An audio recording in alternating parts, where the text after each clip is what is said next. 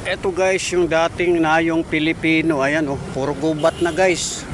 Yan, dito ako, naglakad ako kasi tinataga ako ng mga ano, wala na kasing biyahe eh. Kalapit-lapit ko lang, dyan lang ako sa Baclaran, kaya nilakad ko na lang tong ano, terminal to, malapit lang to eh. Ayan guys, oh, nadaanan ko itong Nayong Pilipino. Wala na, gubat na guys. Yan oh, may tumubo na siguro, dai-dai ng ahas dyan. Ayan guys, oh, may mga ano na, may mga kung ano nung puno. Ayan oh, may mangga. Ayun oh, dating Nayong Pilipino yan. Masigla, masaya dati. Ngayon, masaya pa rin pero ang ahas na ang nagsasaya dyan. Daming ahas dyan kasi magubat na eh. Yan ang natitirang gubat sa syudad. Yan guys, oh. Nakakatakot na dyan guys, mga kubra dyan, kubrador, ang dami dyan. Ayan oh. Lalakad ko yan, ayun na yung terminal to, nilakad ko na lang kasi tinataga ako ng mga ano eh. Ang lapit-lapit, 250 ang singil, ano sila, siniswerte. Hindi ako naihatid ng service, walang driver eh. Kaya nilakad ko na lang. Nag-jeep ako, ay nag-LRT ako, walang bumibiyahing jeep na dito. Siguro wala ng pasahero. Di na sila bumibiyahe. May pasahero man pa isa-isa kasi karamihan domestic lang eh. Ang domestic kasi pwede mo lakarin yan, doon lang sa unahan eh. Malapit eh. Tsaka karamihan Terminal 3 na. Ang biyahe ng mga jeep Terminal 3. Hindi naman ako Terminal 3, Terminal 2 ang bagsak ko dahil yun ang ano ng AirAsia, mag-AirAsia lang ako. Kaya eto, nagtitipid. Dapat Cebu Pacific ako, diretso pa sana akong Terminal 3. Malapit lang pag Terminal 3. Nananaga yung mga tricycle driver dun eh. Sipin mo 250, ako lang mag-isa, nasa likod lang ng Baclaran yun, ang lapit-lapit. Siguro mga 2 kilometro lang. Andito na, oh, nilakad ko nga lang, oh, nandito na ako, oh. Ayan guys, oh. Grabe talaga ang mga tao, Pilipino dito sa Maynila. Tirador, hindi pwedeng maasahan. Kaya doon sa mga dadayo ng Maynila, mag-iingat sa mga tirador. Hindi man nila ako ma-please kasi tumanda na rin ako rito. Dito na ako ng senior citizen eh. Yan, wala lang akong load guys. Magla-live sana ako na nakalimutan kong mag-load. Naghanap ako ng reloading, wala. Naikot ko na yung buong Baclaran, wala. Meron, regular lang daw. Walang internet, kaya hindi na ako nagpipilit pa. Ayan guys, nandito na ako sa Terminal 2. Oh. Terminal 2 na yan dyan eh. Asa na kaya yung Philippine Village Hotel dito? Dito dati ako naka-assign eh, sa Philippine Village Hotel eh. Ano nga. Ayan guys, naglalakad ako, binibidyuhan ko yung nilalakaran ko. Ayan oh, yung Nayong Pilipino. Gubat na guys. Nayong gubat na yan. Hindi na Nayong Pilipino, Nayong gubat. Kakatakot na dyan. Ang lalaki na siguro ng mga sawa dyan. O di kaya kubra. Kubrador ng weteng. Ayan oh. Grabe na ang ano. Yan oh, ang traffic oh. Bagal ng takbo ng mga 4 wheels. Ayan oh, mga puno-puno na oh. Yan. Asa na kaya yung ano dito? Hanapin ko yung ano, yung hindi pa rito yung ano eh. Ano yung Philippine Village Hotel, na assign ako dati doon eh. Dito pa yata yun sa unahan. May bandang unahan pa.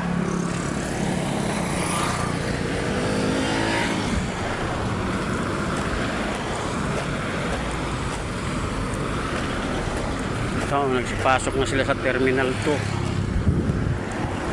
Ito na lang ang natitirang gubat dito sa Parañaque guys. Yung iniwan ng yung nilipatan ng Nayong Pilipino at saka yung Philippine Village Hotel, magkatabi kasi yan eh. Philippine Village Hotel, Nayong Pilipino at saka yung Terminal 3. Ang alam ko magkakatabi yan. Pero ngayon, ang katabi ng Terminal 2 is gubat. Gubat sa syudad, ayan oh. Ayan. Na-vlog ko tuloy ito guys, ipopost ko ito pag nakapag-load ako. Hahanap lang ako ng load kung saan meron. Yan guys, oh, ang ano nila, ETC, etc. etc. ETC, etc. Bus lane. Ay, yung mga ano lang, maliliit dito. Ay, hindi, halo-halo eh. Yan guys, oh, grabe na ang ano, no, na yung Pilipino po. Wala na talagang daanan, oh, gubat na talaga. Puro damong mahahaba, matatalas. At saka yung mga puno. Kasi dati ang ganda niyan sa loob. Tourist spot din yan eh. Yung puntahan ng mga namamasyal, mga ganun, madalas nga mag-shoot sila dyan eh, yung tubigan, yung sa may tubigan na ano, madalas mag-shooting dyan ng mga artista. Ngayon wala na.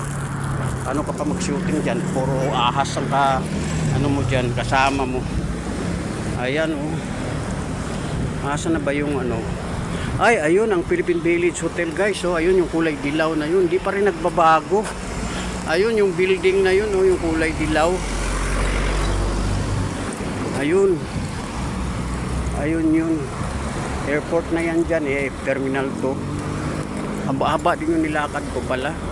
Hindi kasi ako maihatid ng service dahil walang driver. Eh paano yung motor? Saan i-standby yun? Magbabayad ka pa ng parking. Mahal-mahal ng parking dito. Isang linggo ako sa Davao, baka abutin pa ng ilang araw yun. Kaya isang linggo pa ako dun. Pero limit ko for 4 to 5 days lang. Yan guys, oh, ang ano.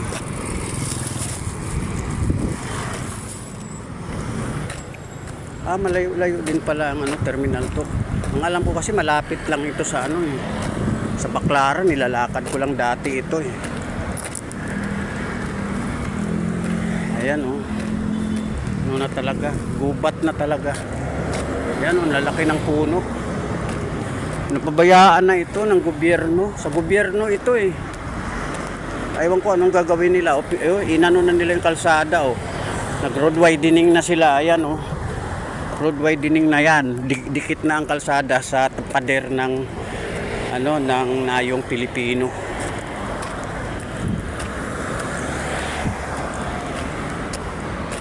Ayun na guys. Mahirap din pala maglakad. Dapat pala sumakay na ako.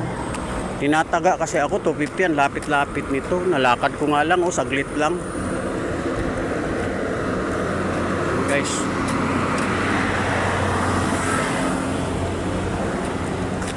Ayan oh, ang Nayong Pilipino. Wala na, hindi na. Gubat ng Pilipino na ngayon yan. Yan yung Nayong Pilipino dati no. Wala na, gubat na. Tirahan na ng mga ahas. And guys, tinanong ko yung isang MMDA. Sabi niya, oo yan. Ito yung ano eh, dating ano eh. Dito yung dating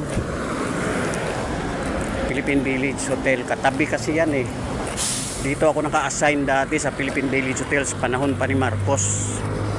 O pag fly away pala ni Marcos. Ngayon wala na. Nga na oh, naging parkingan na nga oh.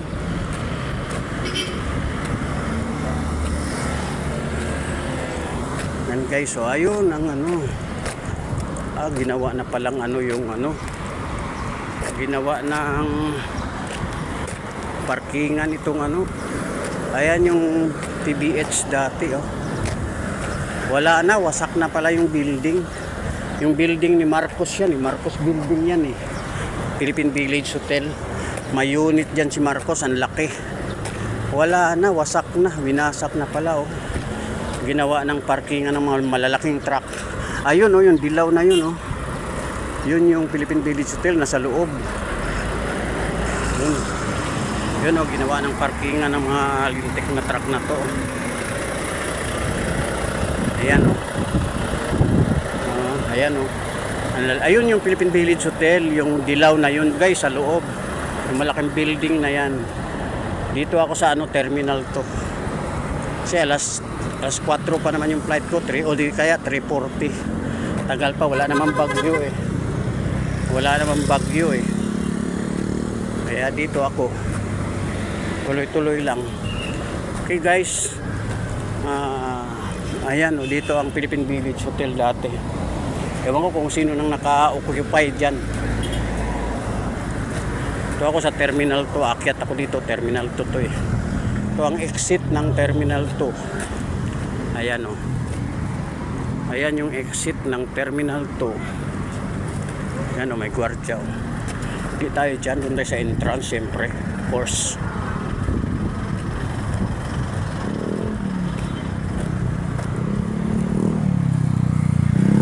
Ayan guys o. Haba na ng video ko 10 minutes na. Okay lang. Ayun guys, yung PBH kulay dilaw. Nag-robing pa ako dati dyan. Maraming multo dyan guys. Naku, ramdam na ramdam ko talaga yung multo dyan. Naglilibot ako dyan sa taas. Ako mag-isa. Wala akong kasama. Ayaw ng kabady ko eh. Takot eh. May multo daw. Eh, hindi ka naman sasaktan yan eh. Sila pa nga ang mga multo magpaparamdam lang yan. Kasi wala man silang magawa sa atin. Pag takot ka, papatayin ka ng takot mo. Yun.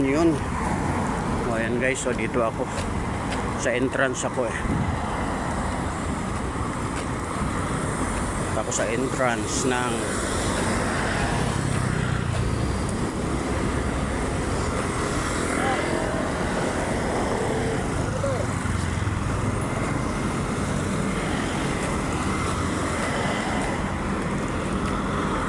lalakad. Ginawa ng parking yung PBH parking yan eh. Tawid ako guys, alam ko sa tawid ako eh. Hindi ako dyan.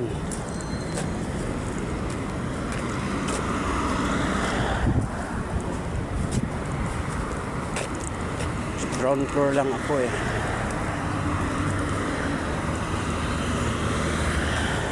Dito pwede na dito sa ilalim. Yan guys, papasok ako ng Terminal 2. Okay guys, putulin ko muna dito. Ngawit na ako hawak ng hawak sa Okay guys, patulin ko muna.